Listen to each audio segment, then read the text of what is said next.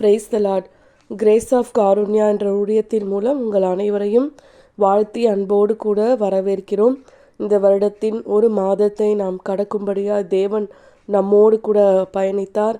அந்த கிருபைக்காய் நாம் நன்றிகளை ஏறெடுக்கலாம்.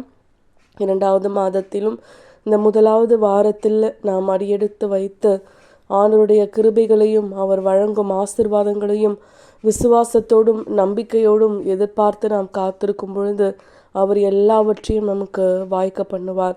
வனாந்தரத்திலே நமக்காய் வழியை ஏற்படுத்தின தேவன் அவர்தான். நாம் ஒவ்வொரு நாளும் கடக்கும் பொழுதெல்லாம் இந்த வருஷம் நமக்கு இப்போ தான் தொடங்கின மாதிரி இருந்துச்சு, அதுக்குள்ளே ஒரு மாதம் போயிடுச்சே, நமக்கு நினச்சதெல்லாம் நடக்கலையே, நன்மையான காரியங்கள் நம்ம வாழ்க்கையில் எப்போ தான் நடக்கும்னு சொல்லி இப்போவே நம்ம மனசில் 1000 கேள்விகளில் ஆண்டவர் நம்ம பார்த்து தான் கேட்குறாரு. நீங்கள் கடந்து வந்த பாதையில் எல்லாம் ஒரு தீமையும் அணுகாமல் உங்கள் கூட நான் இருந்தேன். அதே போல் ஒரு நாளும் நான் உங்களை அப்பத்திற்காகவும் தண்ணீருக்காகவும் நீங்கள் உடுத்துகிற உடைகளுக்காகவும் நான் அலைய விடவே இல்லை. காட்டு மலர்களை அழகாய் உடுத்துவிக்கிறார் நம் தேவன். பறவைகளுக்கு அனுதினமும் உணவு கொடுத்து அவைகளை போஷிக்கிறார். அவைகளை பார்க்கிலும் நாம் விசேஷித்தவர்கள்னு அநேக நேரத்தில் அவருக்கு நமக்கு புரிய வச்சோம். அநேக இடத்துல நமக்கு அவர் அன்பாய் வெளிப்படுத்தியும் நம் இருதயத்தில் அநேக நேரத்தில் கேள்விகளும் பயங்களும் துக்கங்களும் தான் தொடர்ந்து இருந்துகிட்டே வருதில்ல. கடந்து வந்த பாதைகள் எல்லாம் நம்மோடு கூட இருந்த ஆண்டவரை நாம் நினைத்து அவர் நம் வாழ்க்கையில் பெரிய காரியங்களையும் புதிய காரியங்களையும் செய்வார்னு சொல்லி நாம் விசுவாசமாக இருக்கணுங்க. கடந்ததை நினைத்து கலங்காதே, நடந்ததை மறந்து விடு. கடந்ததை நினைத்து கலங்காதே, நடந்ததை மறந்து விடு. கர்த்தர் புதியன செய்திடுவார், இன்றே நீ காண்பாய். கர்த்தர் புதியன செய்திடுவார், இன்றே நீ காண்பாய். இன்றே நீ காண்பாய். இன்றே நாம் காண்போம்.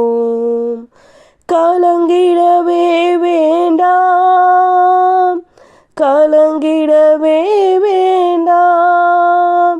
நம் இயேசு கைவிட மாட்டார், நம் இயேசு கைவிட மாட்டார். கடந்ததை நினைத்து நினைத்து நாம் கலங்கிறதுனால கவலைப்படுறதுனால எதையாவது மாற்ற முடியுமா? நம்மளால் நிச்சயமாக மாற்றவே முடியாதுங்க. கவலையினாலும் பலவீனமும் துக்கமும் தான் நம்மை தொடர்ந்து பிடித்து கொண்டே வரும். ஆண்டவர் மேலே விசுவாசம் வைத்தது எல்லாத்தையும் நம்ம மறந்துடுவோம். ஆண்டவர் புதுசாக நமக்கு எல்லா காரியத்தையும் செய்ய போகிறாரு, நம்மை ஆற்றி தேற்ற போகிறாரு. நம் உடைந்த உள்ளங்களை அவர் தாங்கி நம்முடைய காயங்கள் எல்லாத்தையும் அவர் கட்டி நம் கண்ணீரை துடைப்பார்னு சொல்லி நாம் விசுவாசிக்கும் பொழுது ஆண்டவர் நம்மோடு கூட இருப்பாருங்க. என்றைக்காவது நம்மால் தாங்க முடியாத பாரத்தை நமக்கு தரமாட்டேன்னு சொன்ன தேவன் அந்த வார்த்தையை மீறி இருக்காரா? ஒருவேளை அப்படி பாரமான காரியங்கள் நமக்கு நடந்தாலும் அந்த சூழ்நிலையிலேருந்து நம்ம எப்படி வெளியில் வரணுமோ அதற்கேற்ற நன்மையான வழியும் அவர் வச்சிருக்காருங்க.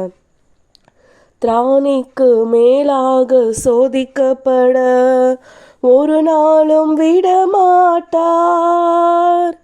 திராணிக்கு மேலாக சோதிக்கப்பட ஒரு நாளும் விடமாட்டார்.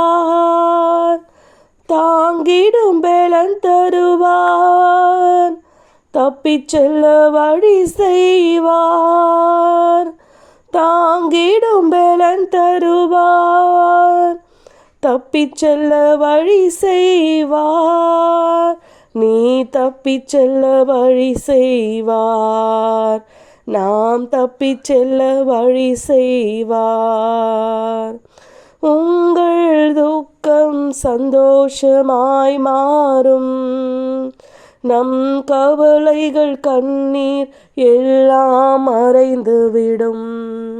இந்த வார்த்தைகளை இந்த மாதத்தில் நாம் விசுவசித்து ஆண்டவரோடு கூட நாம் அடியெடுத்து வைக்கலாம். இன்றைய நாளிலும் ஆண்டவருடைய பாதத்தில் அமர்ந்து அவருடைய ஆலயத்தில் கேட்ட ஒவ்வொரு வார்த்தைகளையும், கேட்க போகிற ஒவ்வொரு வார்த்தைகளையும் விசுவாசித்து அதன்படி நாம் நடக்கும் பொழுது எல்லாவற்றையும் ஆண்டவர் நமக்கு நன்மையாய் மாற்றி தருவார். இந்த மாதம் நல்ல ஒரு நன்மையின் மாதமாய், வெற்றியின் மாதமாய், எதிர்பார்த்திருக்கிற எல்லா காரியங்களையும் பெற்று சாட்சி பகருகிற ஒரு மாதமாய் அமையட்டும். ஆண்டவரை நம்பி நன்மைகளை நாம் பெற்றுக்கொள்ளலாம். ஆமேன்.